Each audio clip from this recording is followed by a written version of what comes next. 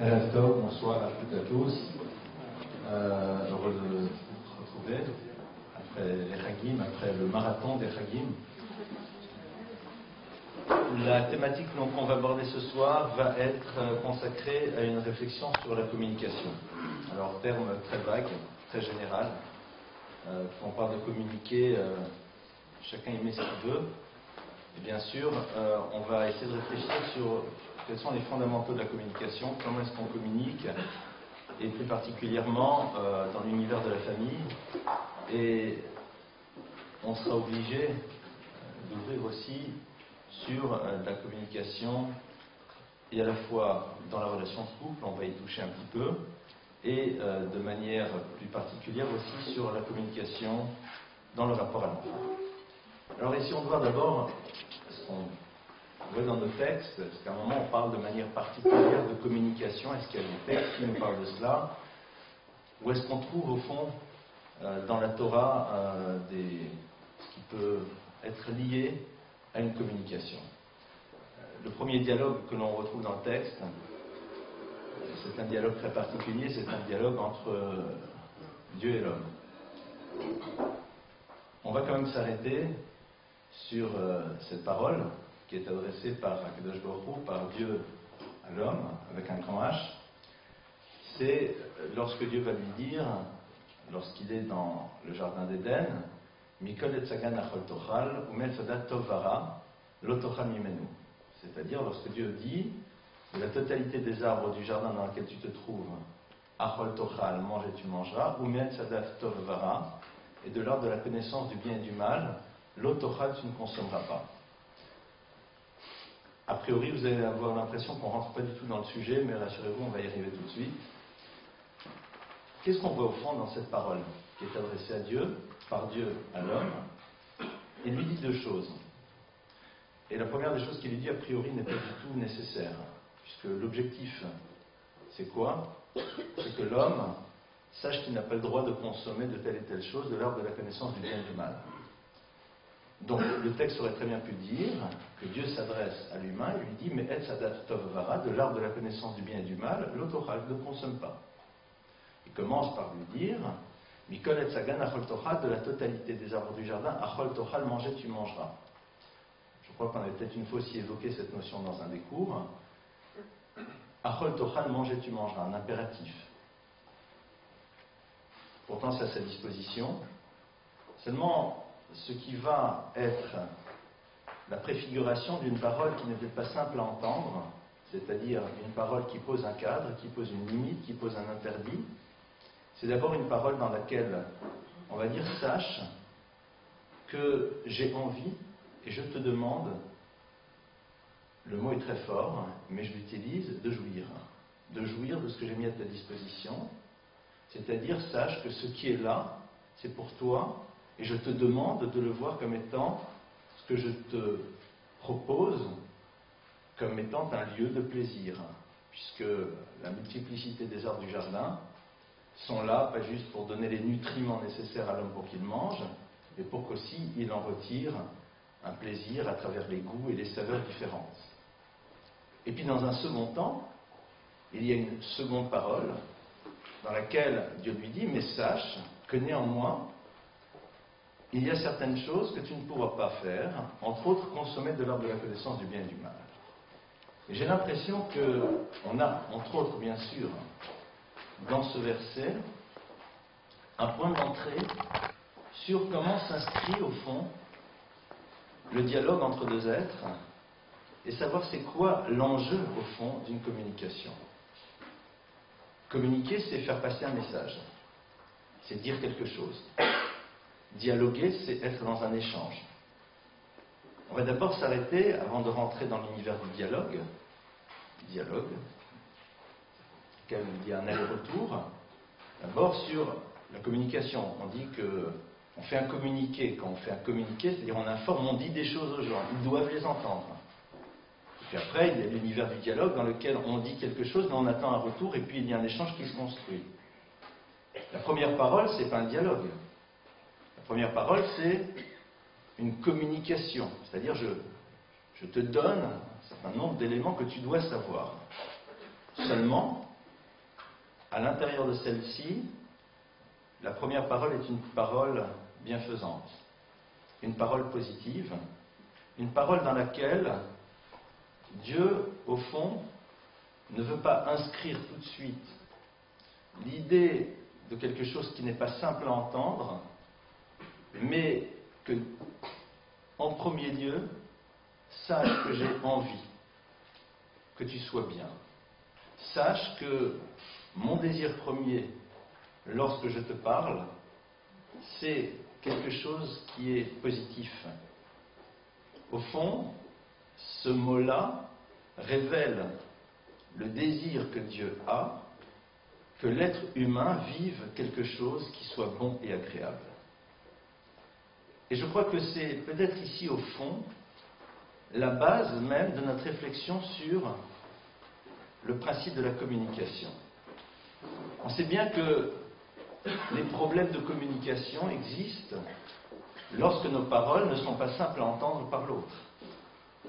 Je crois que si des parents disent à un enfant voilà, je t'informe que tu peux faire ce que tu veux, que le garde-manger est ouvert à ta disposition, le porte-monnaie idem, et il n'y a aucun problème, l'enfant est à l'écoute.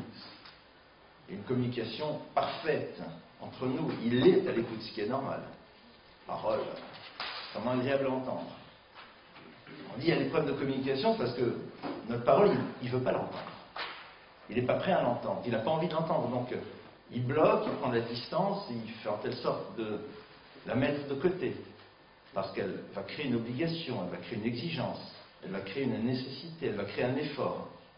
Et ça, comme tout être normal qui se respecte, on n'a pas trop envie. On préfère tous, en départ, les solutions de facilité, les solutions de simplicité. Donc, derrière une parole que l'autre a difficile à entendre, il va falloir que je réfléchisse quelle est la lecture qu'il va faire de ma parole.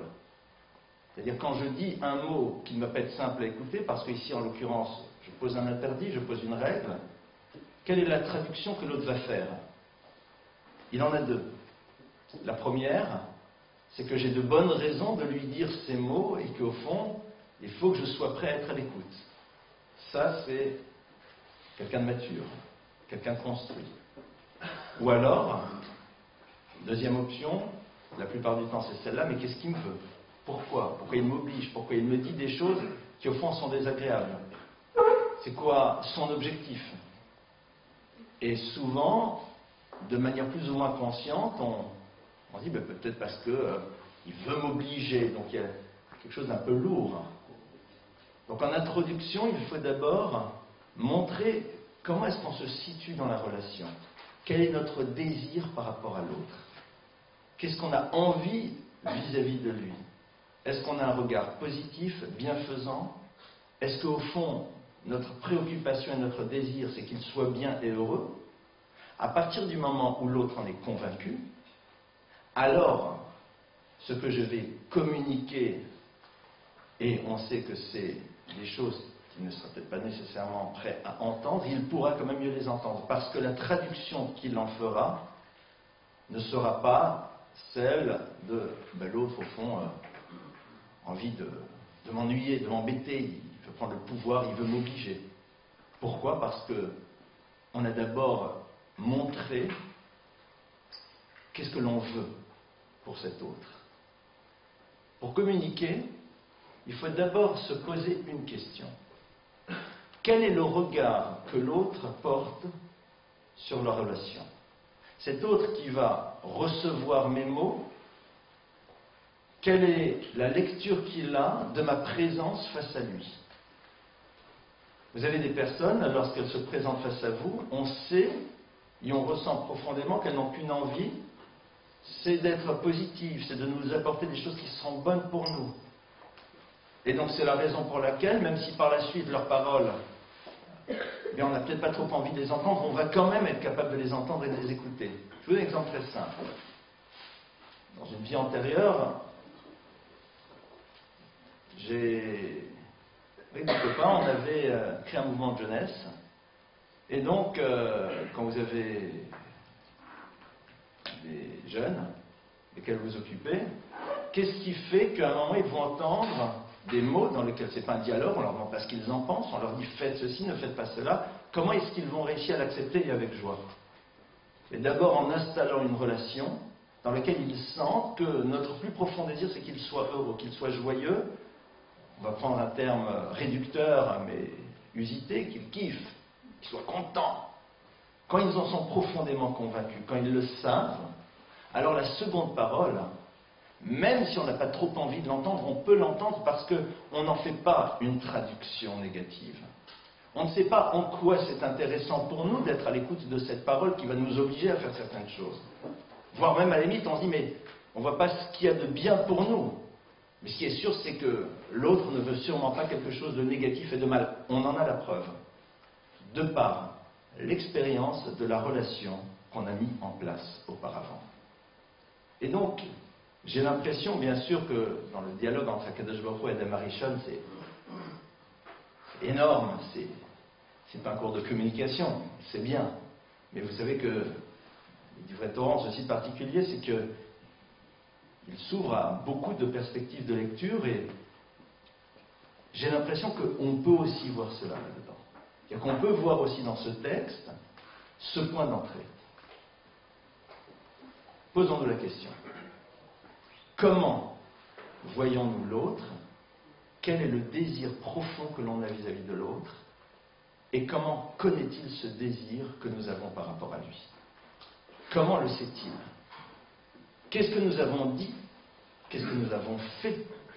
Comment nous avons fonctionné par rapport à lui pour qu'il sache et qu'il soit convaincu que la personne qui est en face de lui n'a qu'un désir, c'est qu'il soit heureux, qu'il soit bien. Alors vous allez dire, mais c'est évident. Ouais. Mais comment il le sait? On n'est pas des malachim, on n'est pas des anges, on ne sait pas ce qui se passe dans la tête de l'autre. Donc il faut bien qu'il le sache, il faut bien le lui faire savoir, à travers des mots, et avant des mots, à travers des attitudes. Le début d'une communication réussie, c'est d'abord la construction d'attitudes qui rassurent l'autre sur le regard bienfaisant que nous portons sur lui et le désir très profond que nous avons de l'épanouir et de faire en telle sorte qu'il soit heureux, joyeux et bien.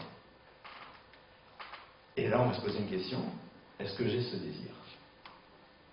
Vous savez, c'est intéressant, parce que dans l'univers scolaire, les enseignants qui communiquent le mieux, parce qu'il y a relativement peu de dialogue entre un enseignant et ses élèves, la plupart du temps, en point de départ, ils communiquent, c'est-à-dire qu'il leur dit des choses, il leur donne des informations, il leur donne des ordres, il leur donne des règles.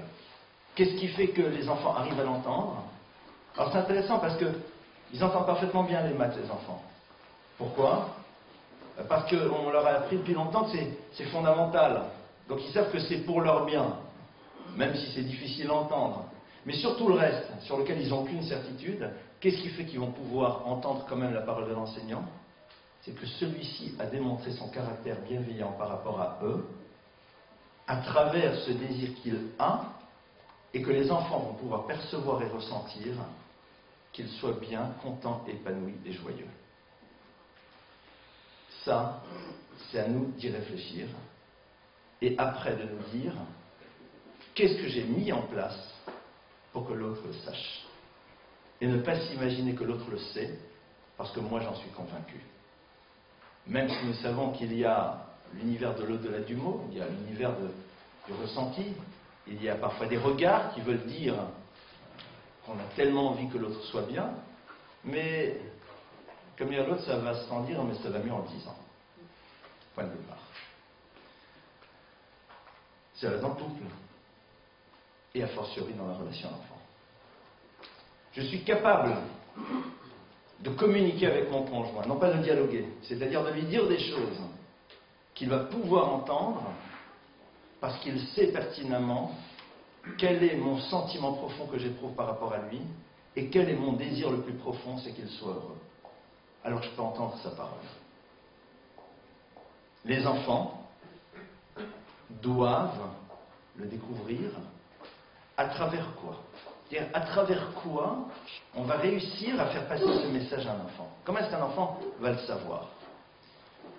Eh bien, de manière très simple, en lui donnant, comme on dit chez les enfants, pour du beurre, stam, comme ça, pour rien. C'est-à-dire, ce qui prouve qu'au fond, on a envie que l'autre soit bien, c'est qu'on lui donne, parce qu'on sait que le fait qu'il va recevoir va faire qu'il sera heureux. Et on a envie qu'il ait le sourire aux lèvres. Pourquoi tu m'as donné ce gâteau? Parce que je sais que tu l'aimes bien. Mais parce que tu attends quoi? Ou qu'est-ce que j'ai dû faire pour l'avoir? Rien. Je sais que ça te fait plaisir. J'ai envie de te faire plaisir. Pourquoi? Parce que. C'est la vraie réponse, hein, ici. Pourquoi? Mais parce que. Parce que quoi? Parce que. Parce que c'est mon désir, c'est mon envie. Ça crée quelque chose. Ça met en place une base qui fera que par la suite, je n'interpréterai pas les paroles. Et j'insiste beaucoup sur ce point de départ avant de rentrer sur la suite. J'insiste et je le redis encore. Ça permettra par la suite de ne pas être dans l'interprétation de cette parole qui peut parfois créer une exigence. Tu ne peux pas, tu n'auras pas le droit, je ne veux pas. Ou alors vous m'écoutez, vous faites ceci et vous ne faites pas cela. Parce que je sais que derrière ça, il n'y a pas d'autre enjeu que ce que l'autre me demande. Parce que pour des raisons qui lui appartiennent, il m'a demandé ça. Mais en dehors du fait que ça doit être nécessaire, pour des raisons que j'ignore, je sais très bien que derrière ça, il n'y a pas une volonté ni de prendre le pouvoir, ni de me faire du mal, ni de me faire souffrir, quoi que ce soit. Pourquoi? Parce que j'en ai la preuve. Comment? Au quotidien. Au quotidien. Au quotidien, tous les jours, en tant qu'adulte, on doit se poser une question. Qu'est-ce que j'ai fait aujourd'hui pour que l'autre se sente exister? Qu'est-ce que j'ai fait aujourd'hui pour que l'autre sente que j'ai envie qu'il soit heureux? Ça passe à travers des choses toutes bêtes, hein, des petits détails, des choses qu'il aime bien, qu'il apprécie. Ça prend 15 secondes. Ça me rassure. Je vois que ce désir existe chez lui. La seconde parole pourra par la suite être entendue. Il s'est dit, mais mange mon fils, mange, j'ai envie que tu manges, découvre, c'est pour toi, prends du plaisir, je l'ai fait rien que pour toi, c'est à ta disposition. Ah, qu'est-ce qu'il est gentil. Maintenant, sache que celui-là tu peux pas. Alors vous allez dire pourquoi Adam transgresse. Allez relire Dessler et tous les autres commentateurs, c'est un sujet sur Bréchit que je vais faire ce soir. Après, et qu'est-ce qui a fait que malgré tout, parce que même si vous savez que l'autre a une envie, c'est néanmoins, on garde cette liberté de malgré tout ne pas l'écouter. Et c'est là où on va essayer de comprendre comment est-ce qu'on fait. Deuxième question, on communique. Qu'est-ce qu'on a envie de dire à un enfant? C'est-à-dire, est-ce que on a déjà dans notre tête un certain nombre d'idées, de notions qu'on veut lui faire passer? Alors vous constaterez que la plupart du temps, ce que l'on dit est dicté par les situations. On gère la relation. Or, un juif n'est pas là pour gérer des choses, il est là pour vivre a priori, c'est-à-dire pour mettre en place un programme qui lui-même prend son origine à l'intérieur d'une réflexion. Je vous donne un exemple très simple. J'ai des équipes de vente. Ils sont là, ils ont été recrutés. Il va falloir qu'ils entendent un certain nombre de messages. Qu'est-ce que je veux qu'ils entendent? Qu'est-ce qui va être important pour eux? De leur dire quoi? Alors, suivant le fait qu'ils vont vendre des lave-vaisselle, des photocopieurs ou des nécessaires à couture, je leur dirai pas la même chose. Mais je sais déjà ce qu'il faut qu'ils entendent, ce qui est nécessaire. Cet enfant a 3 ans, 4 ans, 5 ans, 6 ans. Qu'est-ce que dans les 3 mois, les 6 mois qui arrivent, il doit avoir entendu pour l'avoir intégré? Quelles sont les choses que je dois lui avoir communiquées? Ce gamin, pardonnez-moi pour tous ceux qui ont moins de 18 ans ici, ce gamin qui est là, qu'est-ce que j'ai envie qu'il sache et dont il va avoir besoin à son âge? 12 ans, 13 ans, 14 ans. C'est ça la réflexion qu'on doit avoir. Est-ce qu'on a un programme? Est-ce qu'on a une liste? Est-ce qu'on a une série de choses dont on a décidé qu'ils vont devoir être entendus par notre enfant? Posons-nous la question. Vous constaterez que très souvent, on ne l'a pas. Si vous demandez à un parent, bon, votre enfant a 6 ans, cette année, c'est quoi les messages qu'il doit entendre? D'après vous, quels sont les messages qu'un enfant qui a 6 ans a-t-il besoin d'entendre? Quels sont les messages qu'un enfant qui a 13 ans doit entendre? Une fille, un garçon. Quelles sont les choses qu'il doit savoir? Je ne sais pas. Ben si, il faut savoir. Si on se contente juste de dire « fais ceci, ne fais pas cela » parce que la situation l'exige, ce n'est pas une communication, c'est une gestion de crise. Et ça, c'est difficilement entendable, et c'est la raison pour laquelle la plupart du temps on utilise le rapport de force pour pouvoir obliger l'autre à être à l'écoute et éventuellement tenir compte de notre parole. Lorsque l'on n'a pas fait passer les messages dans des situations de gestion de crise, mais dans une volonté a priori de communiquer un certain nombre de choses, cela se révèle d'une manière, lors de notre absence, dans la capacité que l'enfant a de continuer à agir suivant les directives qu'on lui a données. C'est ça, au fond, qui révèle qu'il y a une communication qui est bien passée. On est dans une école, il y a une direction, elle communique à ses enseignants un certain nombre de règles. Donc on est dans l'impératif. J'utilise les formes, mais c'est de l'impératif. Qu'est-ce qui fait que la communication passe bien? C'est que même si le chat n'est pas là, les souris ne dansent pas. Pourquoi? Parce que tout simplement, les paroles ont pu être intégrées parce qu'il y a une volonté a priori de se dire qu'est-ce que je dois faire passer comme message, et en même temps, qu'est-ce que je fais pour que l'enseignant entende mon message? Qu'est-ce que je fais pour que la personne qui travaille pour moi entende mon message? Donc qu'est-ce que je mets en place dans la relation qui fait qu'il va pouvoir l'entendre? Ben, c'est la même chose. C'est exactement la même chose. Donc là, je vous donne des devoirs à tous les parents qui sont ici. Suivant l'âge de vos enfants, posez-vous. Je suis un peu dans l'impératif, hein, c'est vrai. Posez-vous, asseyez-vous, prenez une feuille. Notez le nom de l'enfant, son âge, et à côté, écrivez quelles sont les 3-4 choses qu'il a besoin d'entendre et de savoir dans les 6 mois qui arrivent. L'exercice va être un peu déstabilisant. Je vous donne un exemple tout bête. Est-ce que je dois communiquer à un enfant qui rentre dans l'univers du CP? Ben, tout simplement, comment est-ce qu'on gère la relation à la note? C'est un message qu'il doit entendre. Alors comment je fais? Ça sera à vous de l'inventer, à vous de l'imaginer. D'un enfant qui arrive à l'âge de la puberté, qu'est-ce que je dois communiquer lorsqu'il est prépubère? D'un enfant qui arrive à l'âge dans lequel, à un moment, il va penser qu'il a une certaine forme d'indépendance. C'est quoi les messages qu'il a besoin d'entendre? Non pas quand je serai dans la gestion de crise, mais maintenant, en amont. Qu'est-ce que je dois faire passer? Je vais vous donner un exemple tout bête. J'étais à une bar mitzvah ce matin, je suis passé dire Mazal Tov. Qu'est-ce que je veux communiquer à ce jeune homme? Je vais dire Mazal Tov, c'est génial, tu as très bien chanté tout. Bon, il le sait. Je sais que le problème majeur du bar mitzvah, c'est le post-bar mitzvah, c'est-à-dire c'est oh, bon. Donc le problème, c'est la constance. Donc je vais lui parler de ça.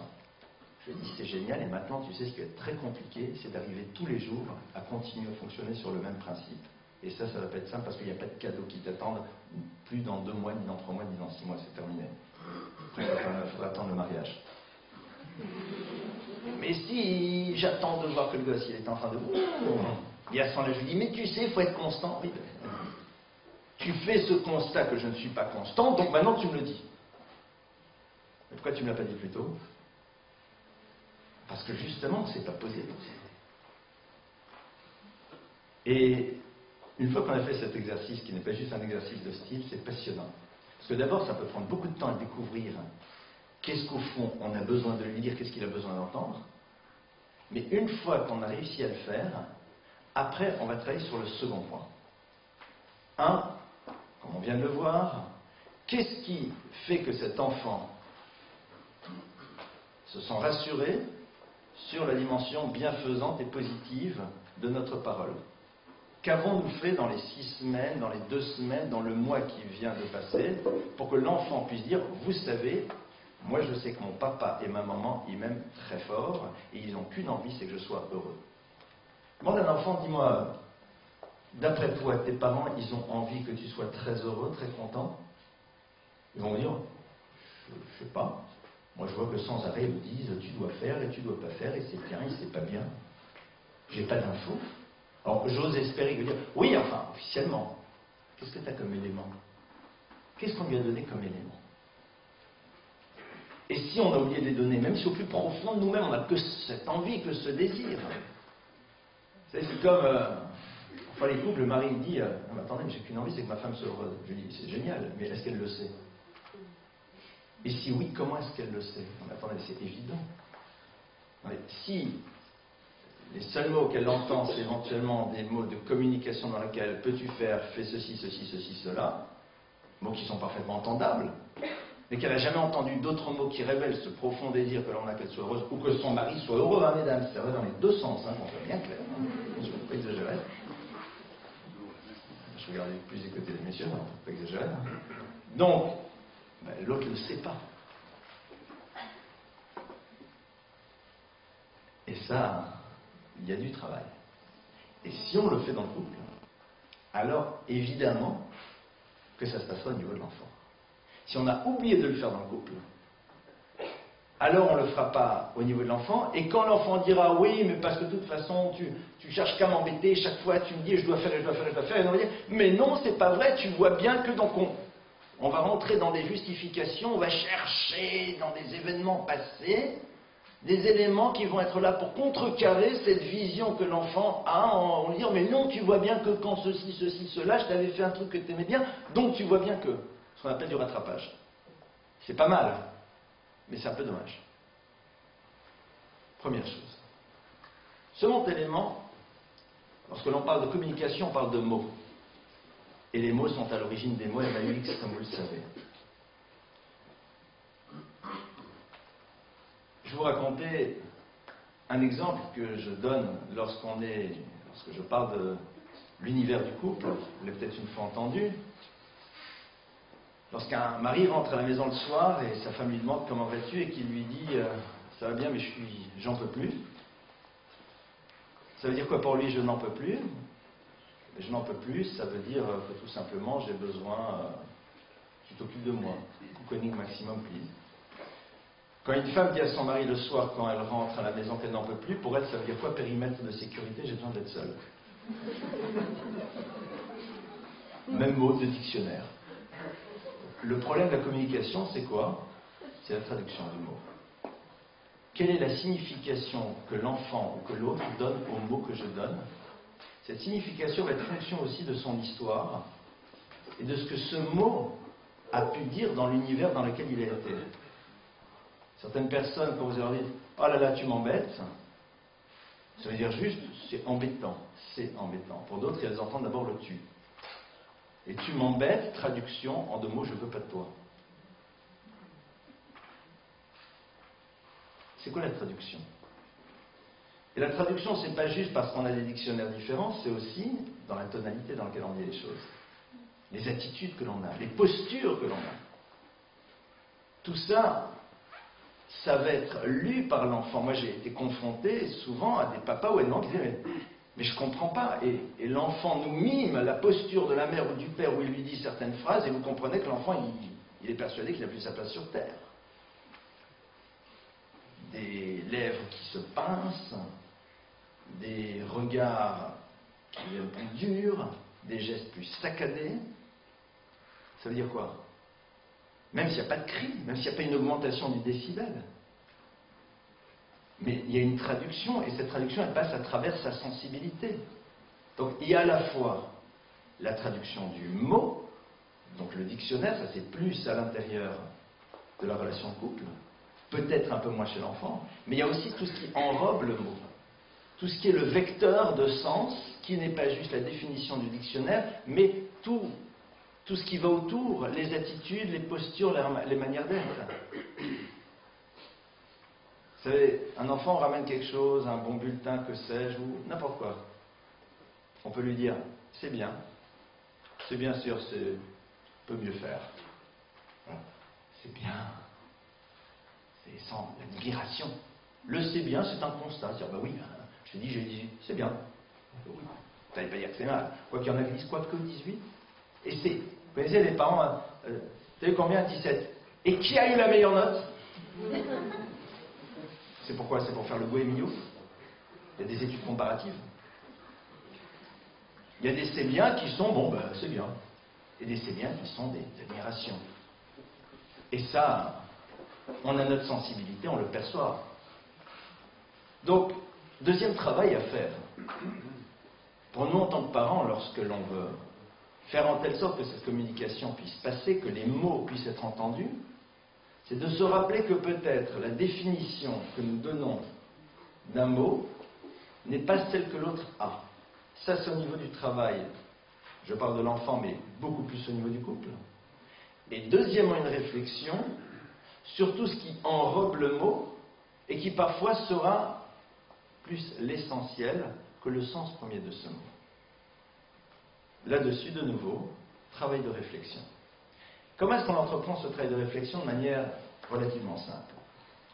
Lorsque vous utilisez des mots pour faire passer un message, et que vous voyez que ce message n'arrive pas à être entendu, vous avez deux options. Première option, l'autre ne veut pas entendre. Seconde option, l'autre ne peut pas entendre. Pourquoi? Parce que ce que j'ai voulu lui dire n'a pas le sens, n'a pas le même sens de ce qu'il a reçu. C'est pas la même chose. Et donc se dire, mais quand je dis cette phrase, qu'est-ce qu'on peut y entendre? Et ça, vous savez, il faut utiliser pour ça les crises de couple. Il y a, je pense, fort peu de couples qui n'ont pas eu un jour ou l'autre des petites tensions liées à des problèmes de communication. Parce que tout simplement, on n'avait pas les mêmes dictionnaires. Quand on s'assoit, on se dit, maintenant, j'ai vu que ça t'a, comme mon attitude, parfois ce sont des attitudes, parce qu'on communique avec des attitudes, ou que la phrase que je t'ai dit t'a bouleversé. Qu'est-ce que tu as entendu dans les mots que je t'ai dit? Et à ce moment-là, l'autre va nous le dire. Alors, regarde, c'est intéressant, parce que dans les mots que j'ai dit, je disais quelque chose d'autre. C'est pas ça. Le dire, oui, mais c'est ce que j'ai entendu. Très bien. On possède l'info, on va l'intégrer dans notre disque dur pour savoir comment gérer la suite. Si on le fait dans notre relation de couple, on saura que lorsque l'enfant ne peut pas entendre ou ne veut pas entendre, c'est parce qu'il a entendu autre chose. On va demander à l'enfant de faire quelque chose. Va dormir. Est-ce que va dormir, c'est je suis préoccupé par ton bien-être physique et psychique et tu as besoin de sommeil et je te pousse à aller dormir parce que tout simplement c'est bon pour toi, même si au fond ta qu'une envie c'est de rester réveillé? Ou va dormir, c'est tu es en trop dans ce lieu, on a envie que tu sois dans un autre univers parce qu'on a envie de rester juste nous deux ensemble. C'est une exclusion ou c'est un don? Tout est ouvert. Si dans notre tête, le va dormir, c'est quelque chose de bienfaisant, l'enfant pourrait éventuellement l'entendre. Il fera un peu de résistance, comme tout enfant qui se respecte, sinon ça ne serait pas rigolo. Ni pour lui, ni pour nous. Imaginez que c'est Nicolas Pimprenel. Dans le film, c'est existe. Donc, il fera la résistance, ce qui est ce que j'appellerais son job d'enfant. Mais en dehors de cette résistance minimale qu'il se doit de faire pour bien montrer « j'existe », il pourra. Mais s'il sent que derrière, on lui demande va-t'en, il y a de fortes chances qu'il écoute aussi. Parce qu'il va dire oui, si je n'écoute pas et que je reste, je risque de créer des tensions dans le couple de mes parents, donc pour sauvegarder leur couple, j'y vais. Donc il nous rend service. Mais on n'a pas communiqué ici. Concrètement, le résultat est là, mais sur la base de quoi il a été prêt à accepter? Est-ce qu'il a vu là-dedans la dimension bienfaisante? Pas du tout. Donc il faut dire, au fond, qu'est-ce que je veux, moi? Quand je dis à quelqu'un, faites ceci, pourquoi je lui dis? Qu'est-ce que je veux? Qu'est-ce que j'attends? Et il faut savoir quelle est la réponse qu'on va se donner. Pourquoi je vous dis une chose pareille, au fond? Je la dis parce que à 8 heures, les enfants doivent dormir. Je veux dire, ce mot, c'est la règle pour la règle. C'est pas mal. Ou alors parce que tu as envie qu'il soit frais, dispo, qu'il soit bien, et tu sais que c'est important et qu'il a son yé de savara d'enfant. C'est autre chose. Voilà donc déjà pour quelques points de base sur ces premiers mots qui sont le mot communiquer, dans lesquels, comme je vous l'ai dit, nous ne sommes pas encore rentrés dans l'univers du dialogue et de l'échange, mais dans une parole qui est dans le principe de l'impératif, même si elle n'est pas prononcée sur le ton de l'impératif. La communication, c'est la parole qui est dans le principe de l'impératif, c'est-à-dire je te demande, je te dis, donc je te demande d'être à l'écoute. Après, est-ce que je l'exprime dans l'impératif? De quelle manière? Ça va être un second point. Une fois que on va réfléchir à cela, donc ce soir, je suis désolé, je vous demande de faire un vrai travail. C'est-à-dire, il va falloir bosser après. Il n'y a pas le choix. Mais c'est de voir dans l'autre sens. L'enfant, il dit parfois, moi, je ne peux pas communiquer avec mes parents. C'est-à-dire quoi, un enfant? Mon enfant va me dire ce que je dois faire. Non, pas du tout. Pour l'enfant, communiquer avec son parent, c'est que son parent soit juste à l'écoute et entende. La réponse qu'il a besoin, c'est tiens, c'est intéressant. Tiens, j'y avais pas pensé. C'est-à-dire, c'est pas du tout ni un jugement de valeur, ni une acceptation conditionnelle. C'est juste, j'ai entendu ce que tu me dis. Déjà la première des choses. Vous savez, là je vous donne un petit truc. Quand vous voulez communiquer avec quelqu'un, vous voulez qu'il entende quelque chose, qu'est-ce qui fait que cette communication, elle a existé réellement? C'est quand l'autre nous dit « j'entends ce que vous me dites ». Je l'entends. C'est tout. Et l'objectif, c'est quoi? C'est juste que je l'entende. Hein. Je l'entends, j'entends, et on peut le dire à l'enfant. J'entends ce que tu dis, c'est très intéressant. J'entends ce que tu dis, merci beaucoup de m'avoir dit ça, j'y aurais jamais pensé. J'entends ce que tu me dis. Il dit, ouais, c'est pas juste, pourquoi nous? Mais non, je comprends pas. J'entends ce que tu me dis. Tu sais, c'est ce que De Gaulle avait fait, français, je vous ai compris. Mais attendez, ça nous fait sourire. Mais déjà, le savoir, c'est énorme. J'ai dit, ouais, c'est pas sympa, je suis pas d'accord, et pourquoi? Il m'a pris mon lit et mon truc, il est passé devant, il a pris la fenêtre, etc. Enfin, tous les trucs classiques. J'entends. Je vois que tu n'es vraiment pas content et que ça te fait beaucoup de peine. Donc tu as entendu. Tu n'as pas tout de suite rejeté. Tu n'as pas tout de suite cherché à contre-argumenter. Tu n'as pas tout de suite cherché à détruire ma parole. C'est déjà énorme. Dans un second temps, on peut faire passer une autre parole. Et c'est là on rentre dans l'univers du dialogue. L'univers du dialogue, il va s'inscrire quand déjà on a commencé par communiquer. C'est-à-dire l'univers du dialogue va pouvoir se mettre en place si en premier lieu l'autre a reçu ma parole, point, et il me le signifie, soit à travers des mots, soit à travers des postures. C'est pour cela qu'on communique, il faut qu'il y ait un regard. Il faut qu'il y ait des postures qui montrent qu'on est profondément à l'écoute. J'ai eu la chance, le privilège, le bonheur d'avoir des maîtres, et on sentait qu'avant qu'il y ait un dialogue, on communiquait avec eux, parce qu'ils étaient complètement à l'écoute de notre parole, et ils la recevaient en premier lieu. Et vous savez qu'il y a parfois des personnes qui vous disent des choses, et après vous leur dites « Et quelle est votre question ?» Et ils vont dire « Je n'en ai pas ». On va leur dire que c'est pas grave, c'était très intéressant ce que vous m'avez dit, ou j'entends ce que vous me dites. Ouf, ça les remplit. Le dialogue, c'est parce qu'il y a d'abord une communication. Pour qu'il y ait une communication, il faut qu'on ait été capable d'abord de recevoir la parole. Et la recevoir, c'est quelque chose qui s'exprime avec un grand E, soit à travers ces quelques mots un peu conventionnels, j'entends ce que vous me dites, où chacun inventera ses mots, ou alors des postures qui montrent bien qu'on a entendu. Et parfois vous constaterez que si on veut mettre en place un dialogue, il faut que l'enfant sache qu'il y a d'abord une communication. L'enfant qui sait que lorsqu'il dit des choses, nous sommes à son écoute, point, alors va pouvoir par la suite supporter l'univers du dialogue. Mais je ne peux pas pénétrer dans l'univers du dialogue si au fond le dialogue pour moi c'est une forme de bataille dans laquelle on va savoir qui va avoir raison et qui va avoir tort.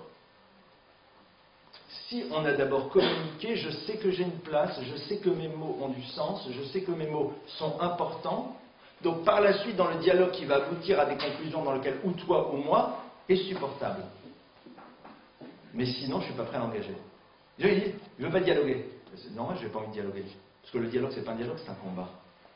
Pourquoi? Parce que c'est l'un ou l'autre. Et si c'est lui, ça veut dire que je n'existe pas. Mais si on a communiqué avant, et que l'autre m'a dit que j'existe parce qu'il a été capable d'entendre mes paroles et de leur donner du poids et de l'importance, et juste de les recevoir, alors même si maintenant dans ce dialogue, après, c'est ma voix qui est entendue, enfin qui est entendue dire c'est ma voix, c'est ce que j'ai dit qui à la fin reste, ça ne veut pas dire pour autant que moi je n'existe pas.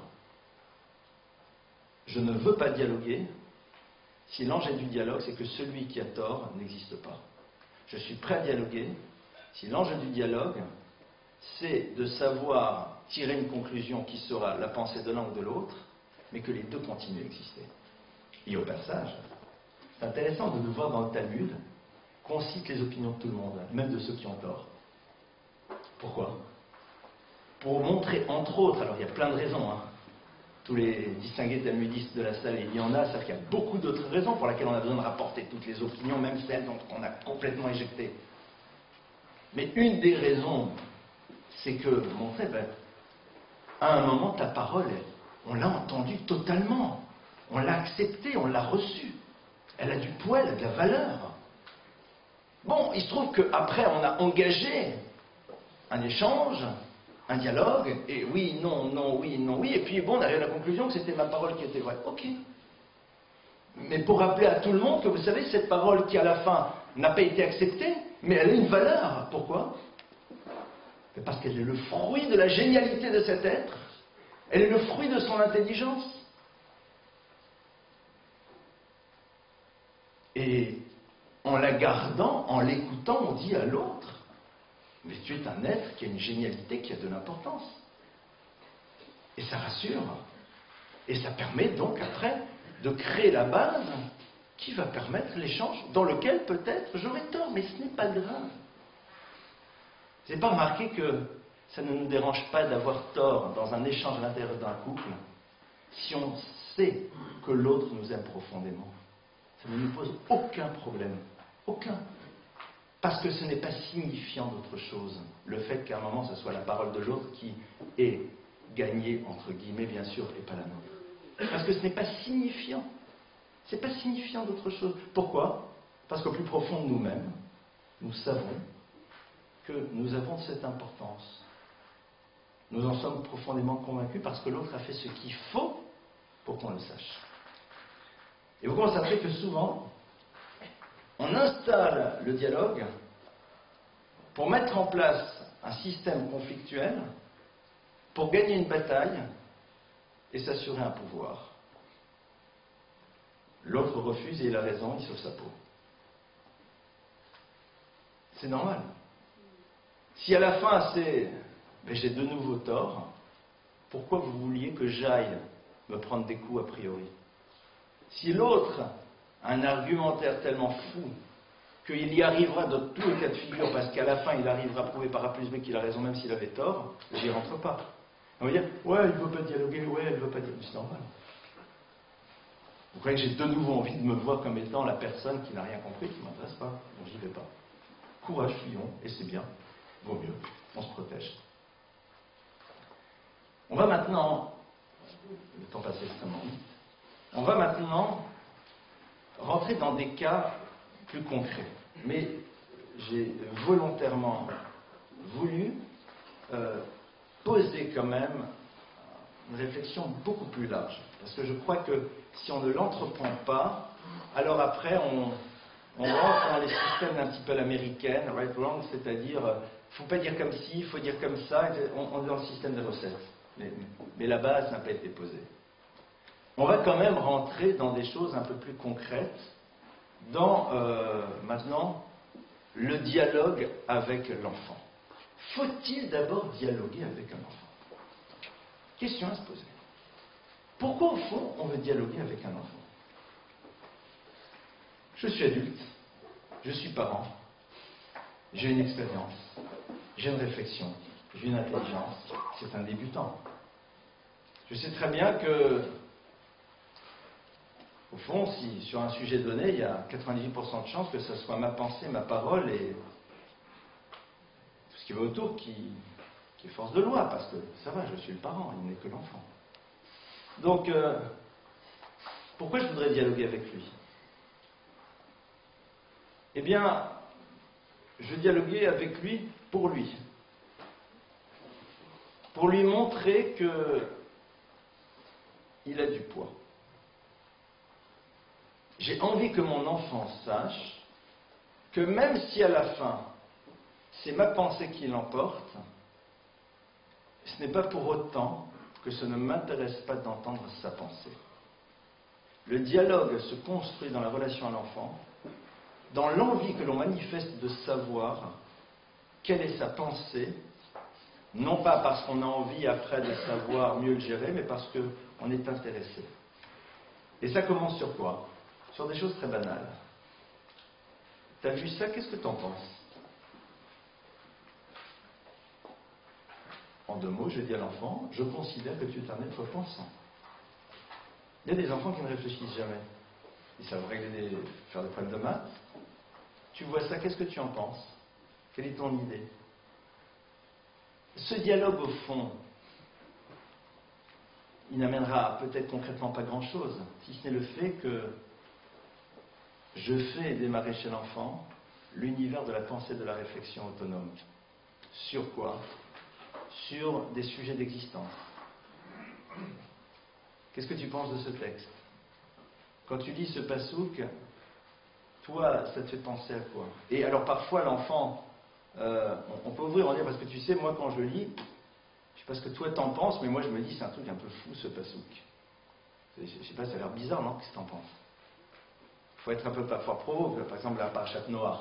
Tu sais, quand je lis les dimensions de la Teva et le fait qu'on a fait rentrer les hippopotames, les éléphants, je sais pas, c'est un peu bizarre comme passouk, comment ils ont fait pour techniquement les rentrer? Qu'est-ce que t'en penses?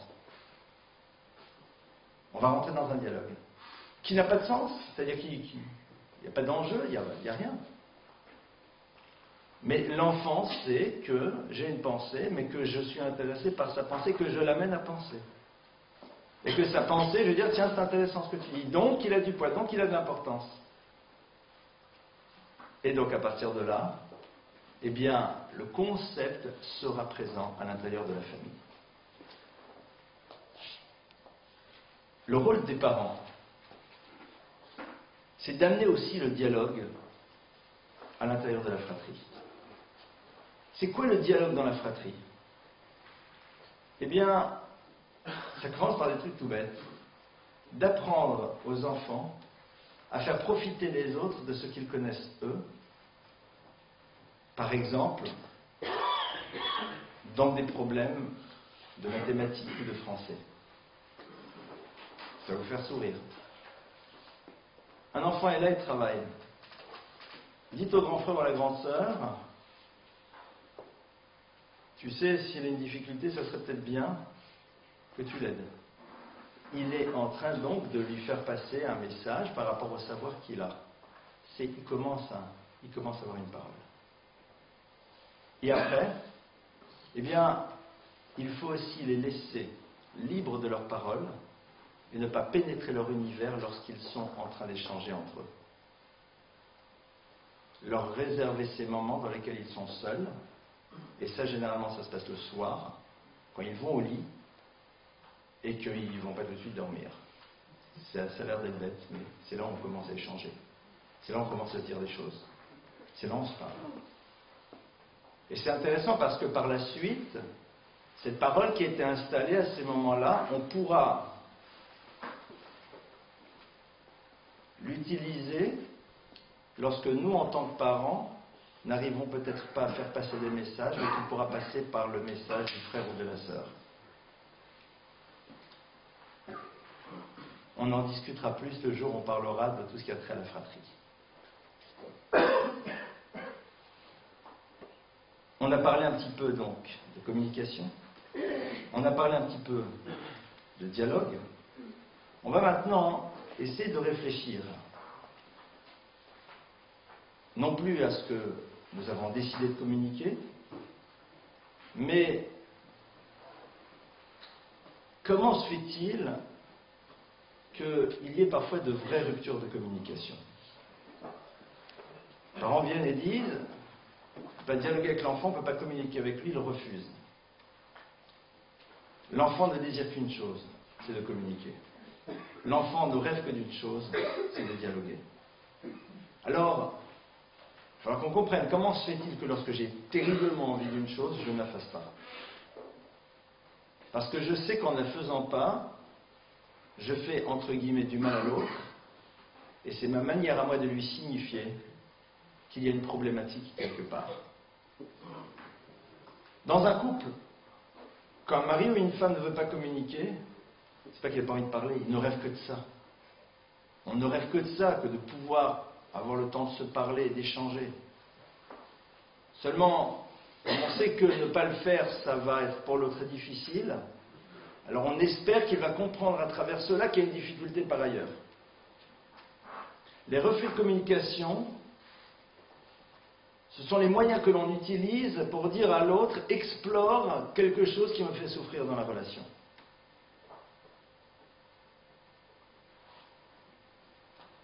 Et ça donc, c'est valable aussi pour les enfants.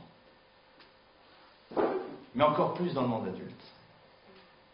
Comment est-ce qu'on fait pour rétablir une communication? En essayant de sortir de l'absence de communication, ne pas se focaliser sur elle, mais en se disant, voilà, je pars du principe que ce conjoint n'a qu'une envie, c'est de communiquer. Et s'il ne communique pas, c'est qu'il veut me communiquer quelque chose d'autre, mais qu'il n'arrive pas à me dire. Qu'est-ce qu'éventuellement, à l'intérieur de la relation, il a pu se passer, qui fait souffrir l'autre, et que l'autre ne peut pas me dire? Et on travaillera sur ce point. Et la communication, elle se rouvrira de manière évidente. Idem dans l'enfant. L'enfant ne veut pas communiquer. Il est là, il nous tourne le dos. Il se lève quand on commence à lui parler. Alors on en dit, ouais, il ne veut pas parler. Non. Il veut me dire, il me dit quelque chose là. Mais quoi? J'en sais rien. Il va falloir que je trouve tout seul. Et c'est là où, en effet, en tant que parent et en tant qu'adulte, il va falloir qu'on se pose et qu'on réfléchisse, et parfois remonter peut-être en arrière, pour se rappeler quelle est la chose qui fait que. Je vous donne un exemple tout bête. Dans un couple, à un moment, on se parle de manière, j'appellerais ça les communications de nécessité. Passe-moi le sel. D'accord? Qui va faire les courses? Ramène-moi 2 kilos de pommes de terre. Peux-tu passer à la banque? J'ai dit, bon, on se parle beaucoup, oui. Communication de nécessité. Et puis, on est donc dans la communication de nécessité, point. Elle s'arrête là. En vérité, il y a 15 jours, il y a 3 semaines, il y a 1 semaine, il y a 2 jours, on était à table, et puis à un moment, mon conjoint a dit une parole, et puis je l'ai interrompu. Et j'ai donné la parole à un tiers. C'est une blessure. Alors, il y a des personnes qui arrivent à dire « j'ai besoin de te parler ». Aujourd'hui, lors du repas, il s'est passé quelque chose. Je pense que tu ne l'as pas fait exprès, mais en tout cas, moi, ça m'a fait terriblement mal. Et j'ai besoin que tu le saches. Ça, c'est a priori comme ça qu'on est censé faire, si on est dans le monde des adultes. Comme on peut être des adultes et peut être totalement encore dans le monde des adultes, alors cette souffrance que l'on a, on va la faire passer à travers le fait que l'on arrête cette communication entre nous et on se cantonne à la communication de nécessité. Et notre travail à nous, qui faisons le constat qu'on n'est plus que dans une communication de nécessité, c'est de se dire quel est l'événement qui a pu faire souffrir l'autre dans les jours qui viennent de passer et auquel il a envie de me faire réfléchir à travers ce changement dans la communication. Et de nouveau, je suis désolé pour vous, je suis désolé pour moi, parce qu'on est tous dans le même cas. On va être obligé de se poser, de s'arrêter et de bien réfléchir. Et si on ne trouve pas, de passer dans la zone de l'interview. Et de dire les choses. Parce qu'à un moment dans la vie, il faut être capable de dire. Ça fait quelques jours qu'on ne se parle pas. J'ai l'impression qu'en ne parlant pas, tu as envie de me dire que je t'ai fait souffrir, j'ai essayé de réfléchir, je ne trouve pas que tu m'aides. C'est des mots tout simples. On peut les dire aussi à l'enfant. En ne voulant pas, quand à table on te demande des choses, me répondre, j'ai l'impression qu'au fond tu as envie de me dire qu'à un moment, il y a quelque chose qui t'a fait de la peine ou qui t'a touché. On a bien essayé de réfléchir, on s'est dit c'était peut-être ceci, peut-être cela, mais on n'a peut-être pas encore trouvé. Est-ce que tu peux nous donner une piste? C'est des mots tout simples. Mais pour les prononcer, il faut être capable d'avoir ce désir de s'attaquer à la racine de cette absence de communication. C'est ce qu'on appelle devenir adulte. Et c'est comme ça qu'on apprend un enfant à devenir adulte. On apprend un enfant à devenir adulte et je crois que les plus grands bonheurs que l'on peut avoir, c'est quand l'enfant vient chez nous et nous dit « Tu sais, je voulais te dire, l'autre jour tu m'as fait de la peine quand tu as fait ceci, ceci, ceci, cela. » Quand un enfant vous dit ça, c'est un bonheur. Parce que tout simplement, il nous juge capables d'écouter et de ne pas tout de suite contre-attaquer. Donc ça veut dire qu'il y a une vision belle du parent qu'on a su construire. Et puis en même temps, il dit, voilà, il y a un problème à la source. Et je te le donne, je te donne l'info. C'est un moment de pur bonheur. C'est-à-dire que, j'allais dire que 80% des problèmes de communication, ils n'existent pas. Le problème, c'est que quand ces paroles sont émises, si de l'autre côté, il y a la contre-attaque immédiate, ou alors de l'autre côté, il y a la dénégation, ou alors de l'autre côté, il y a ce n'est pas vrai, parce que parfois, on peut dire, non, tu sais, l'autre jour, on dit, mais c'est pas vrai. Ou alors, mieux, mais je vois pas pourquoi ça t'a fait de la peine. Exit. Terminé, on a compris, ça sert à rien. Vous voyez, mais je vois pas pourquoi ça t'a posé un problème. C'est comme, voilà, il est là, il met une claque dans la tête, on dit, tu sais, j'ai mal, mais je vois pas pourquoi t'as mal. Mais je te dis que j'ai mal. Non, mais je vois pas pourquoi. Est-ce que les enfants disent, j'ai mal, je suis tombé. Mais non, t'as pas mal. Ah bon, excuse-moi, t'es au courant. Vous savez, les adultes sont capables de le faire. Hein. C'est difficile, monsieur le prof. Mais c'est pas difficile. Mais on a dit que c'est difficile. Vous avez raison, c'est difficile, mais c'est totalement jouable. Vous avez la capacité, mais c'est vrai. Mais je vous rassure, hein, il y a plus difficile. Vous voulez du vrai difficile? Non, c'est bon, ce difficile-là nous suffira amplement. C'est pas sympa, monsieur, de nous priver. Vous avez raison, c'est pas sympa, et d'après vous, pourquoi je le fais? Ben oui. Et ça c'est encore un truc. Parce que je vous en donne quand même 2-3 ce soir. On a vu recevoir et accepter, et montrer que, mais si tu le dis, c'est que c'est comme ça que tu le vis. Moi, ce qui m'intéresse, c'est comment tu le vis, pas comment moi je le comprends. Quand le mari va dire à la femme, tu sais, l'autre jour quand tu as servi d'abord ton père et avant moi, j'avais l'impression vraiment que moi... Mais attends, je comprends pas, mais... Non mais je t'explique, c'est comme ça que je le vis. Excuse-moi, hein, je suis désolé. Ah mais c'est ridicule. T'as raison, c'est ridicule, mais c'est ma réalité pour l'instant. C'est sûrement ridicule. Mais aujourd'hui, je ne vais pas m'allonger sur un divan, mais il faut croire que, voilà, pour moi, je n'ai pas encore réussi à dépasser ce problème de qui est le plus important, ton père et moi, et il faudrait que je fasse le travail. Mais aide-moi si ça ne te dérange pas, donne-moi un coup de main par rapport à ça, tu peux pas? Ça m'intéresserait. À un moment, j'ai envie de changer, je suis prêt même à changer, à évoluer sur... Mais pour l'instant, c'est ma réalité. Si on est prêt à le faire, et vous savez, une fois qu'on a pris l'habitude de le faire, c'est tellement simple. Et c'est tellement facile. Seulement, si en effet, quand on l'a dit, on a entendu de la part de l'autre, mais non, ou je ne suis pas d'accord, ou c'est du n'importe quoi, et je ne vois pas où est le problème, qu'on ne s'étonne pas par la suite qu'il n'y ait plus de communication possible. On a bloqué le concept même à l'intérieur de la relation. Donc on sera dans des échanges de paroles, dans des communications de nécessité, dans des mots qui volent parfois plus ou moins sympathiques, et au fond on passe à côté de l'essentiel même de ce qui est facteur d'équilibre à l'intérieur d'une famille. Voilà donc, de manière très succincte, quelques axes de réflexion sur ce sujet.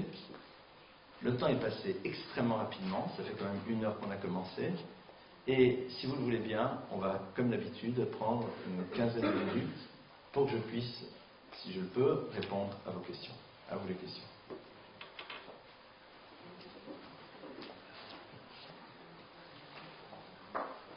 On va prendre des cas concrets si vous voulez aussi. Oui. Vous avez parlé de la communication entre les couples, et entre les couples et les enfants, mais entre enfants eux-mêmes. Pas fraternité, mais adolescents, copains de classe. Comment peut-on faire? Comment est-ce qu'on fait pour communiquer entre copains? Alors c'est beaucoup plus compliqué, c'est beaucoup plus simple. C'est beaucoup plus compliqué dans la mesure où il y a parfois des univers de clubs, de clans, de rivalité, de pouvoir. C'est beaucoup plus difficile, on est dans un univers dans lequel quand l'adolescent dit à un moment une parole risible et que tout le monde se moque de lui, et qu'on l'enferme et qu'on l'empêche de parler par la suite. Il y a marqué Kne le Chachaver. Il faut avoir au moins un ami. Déjà en avoir un avec lequel on peut communiquer, c'est énorme. Et savoir que, eh bien, il y en a d'autres, tant pis, ce n'est pas grave. De manière plus large, vous rappelez, je vous avais une fois cité ça dans un cours, cette parole extraordinaire, j'ai entendu de Seguirche qui me disait, dans la vie, pas tout le monde aura le mérite de vous aimer. Il faut garder cette parole dans la vie. Dans la vie, pas tout le monde aura le mérite de parler avec vous. Tant pis pour lui, il n'a pas le mérite. C'est pas grave, hein. Et il faut être convaincu. C'est du n'importe quoi. Vous n'aurez pas le mérite de m'aimer, c'est pas grave. Le problème, c'est votre choix. Mais au moins, le travers. Et le travers, attention, si je peux me permettre, l'univers des adolescents est parfois très compliqué parce que il y a le travers qui a envie de tout savoir sur nous pour pouvoir par la suite mieux prendre le contrôle. Il faut savoir garder, on ne va pas être rousseauiste, mais on va les fameux jardins secrets là. Et si on a besoin de les partager avec quelqu'un, il faut que ce soit un adulte en qui on a une totale et absolue confiance et qui ait une tombe, c'est-à-dire qui garde tout ce qu'on lui a dit dans sa tête et qui ne sortira jamais. Le monde de l'adolescent dans lequel la communication est beaucoup plus facile et beaucoup plus dangereuse, c'est entre les garçons et les filles. Parce que la fille se sent valorisée de par le fait qu'elle apporte au garçon et que le garçon est bien. Et quelque part, donc, ça lui donne un statut. Et puis pour un garçon, c'est beaucoup plus facile d'être dans une parole qui s'adresse à une fille, qui de manière générale est, voilà, un peu plus de tendresse. Le problème, c'est qu'après on rentre dans le monde un peu borderline, et après on peut pénétrer le monde de l'ambiguïté, et, comme dirait l'autre, voir plus si affinité, c'est là où la Torah nous dit qu'il y a une vigilance à avoir. Clair, mais c'est quand quelqu'un me dit, moi j'arrive plus facilement à communiquer avec mes copines, ou avec les copines, ou les copines de ma soeur, je l'entends. C'est plus simple. Mais l'enjeu, justement, c'est de ne pas tomber dans cette solution de facilité. Qui peut être très belle, hein, très jolie, qui est cachère, etc. Mais c'est quand même encore une solution de facilité, mais parfois, on en a besoin. Mais il faut en être conscient alors. Et au fond, j'en ai besoin. Une fois qu'on est identifié, alors on sait après comment est-ce qu'il faut en sortir. Oui. Question. Vous avez parlé tout à l'heure du fait pour une personne d'exprimer sa douleur qu'il a ressentie à un moment, et pour l'autre personne donc, qui est en face, d'accepter cette douleur et de dire bon, j'ai bien entendu et on part donc sur un nouvel axe de réflexion ensemble, on va essayer d'avancer.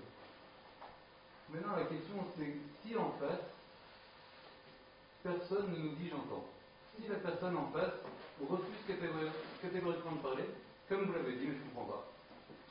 Normalement, ça aurait jamais dû faire mal. Et au final, elle se braque et elle reste comme ça. Comment est-ce qu'on rétablit la communication dans ce cas-là? C'est-à-dire dans le cas où, d'une manière... Ça s'assoit un mur. Alors, il faut d'abord bien savoir que parfois les gens ont vécu dans des univers et ils ont grandi parfois dans des univers dans lesquels, article 1, le chef a raison, article 2, quand le chef se trompe, se rappelle de l'article 1. Donc, quelqu'un qui a grandi dans un univers pareil, il ne peut pas fonctionner autrement, il ne sait pas. Donc déjà, le fait de savoir que l'autre ne sait pas, non pas ne veut pas, pardonnez-moi, ça permet de vivre moins mal. C'est-à-dire, je ne vais pas dire que c'est une maladie parce que ça serait très péjoratif, c'est-à-dire l'autre. Des gens, ils sont un peu psychorigides. Ils peuvent être adorables, à côté très sympas, mais c'est des choses, si je ne vois pas où est le problème, alors il n'y a pas de problème. Parce que tu ne vois pas qu'il n'existe pas. Donc, dans ce cas-là, on va dire à l'autre, écoute, je comprends que tu ne comprennes pas, mais je veux que tu saches que, néanmoins, pour l'instant, c'est comme ça que je vis. Tu considères que c'est ridicule, que c'est nul, c'est possible, mais c'est ma réalité. Et à un moment, et puis après, gérer avec. C'est-à-dire, il y a parfois des personnes, elles ne pourront pas comprendre. Bon, ok, on le sait. Alors qu'est-ce qu'on fait? On fait comme dans tous les univers de relations, on fait en telle sorte de se focaliser sur tout ce que l'autre nous apporte pour pouvoir mieux vivre cette dimension de déficit. J'adore la définition que donne Laura Benchetrit du compte en banque du couple avec la partie crédit et la partie débit. Vous créditez le couple et puis quand il y a des débits, bon, il y a tel crédit par ailleurs qu'on gère. C'est la même chose. Ça, c'est un travail fondamental. C'est-à-dire, dans une relation, il faut se nourrir tous les jours de ce que l'autre nous apporte. Le jour où il y a un manque, on est tellement nourri que, regardez, c'est comme dans une entreprise, n'importe quoi, c'est-à-dire tous les jours on se nourrit, qu'on le veuille ou pas, le patron est sympathique, qu'on le veuille ou pas, il essaie quand même de nous donner des conditions, qu'on le veuille ou pas, même s'il nous met des pressions, il sait que c'est difficile et il nous le dit, bon, puis un jour il a explosé de colère, bon, c'est la partie débit, mais d'un autre côté, il y a le crédit à côté qui fait que bon, ça se passe bien. Mais c'est vrai que ça prend souvent son origine au niveau de l'éducation et des modèles parentaux, qui parfois ont été dans des formes d'extrême rigidité pour différentes raisons. Et les gens parfois ont été rigides pour se protéger, pour mille et une raisons. Ça, il faut... Autre question? Oui. Est-ce que quand les enfants entre jouent et puis ils discutent, etc., et ensuite ils essayent de trouver un arbitrage, ils font appel aux parents, est-ce que c'est juste d'intervenir ou est-ce qu'il faut les laisser gérer entre eux Ça dépend ce qu'il faut gérer. S'il faut gérer